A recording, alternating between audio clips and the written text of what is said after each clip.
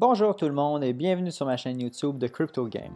Suite à la vidéo d'hier que plusieurs ont apprécié que je fasse en français, me voici sur une deuxième.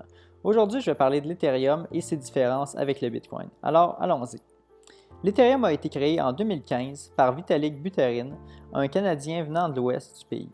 En 2015, la technologie blockchain avait connu beaucoup d'avancements, mais la majorité de ces avancements étaient liés au Bitcoin principalement, et la majorité des altcoins existants étaient des forks du Bitcoin.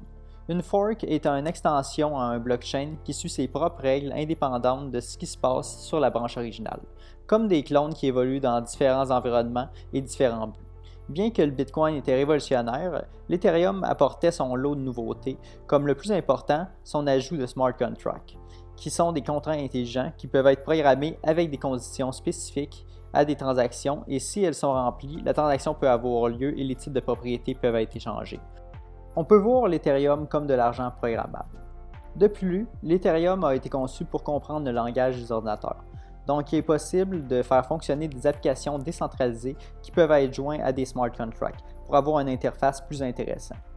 L'Ethereum a bien d'autres avantages et caractéristiques qui sont plus complexes, qui me fera plaisir de vous expliquer dans une future vidéo.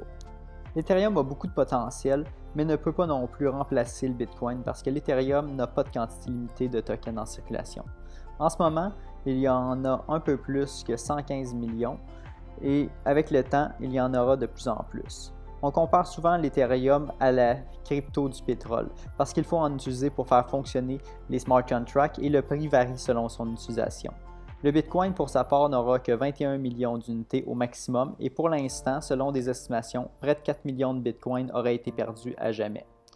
L'Ethereum a beaucoup de potentiel et pourrait même surpasser le Bitcoin d'ici quelques années ou décennies, dû à sa flexibilité et surtout ses blocs qui sont de seulement 15 secondes, qui permettent un grand volume de transactions.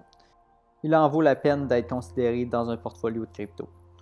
C'est tout pour aujourd'hui et j'espère que vous avez aimé ma vidéo. Si c'est le cas, n'oubliez pas de vous abonner et si vous avez des questions, je serai dans les commentaires. À la prochaine.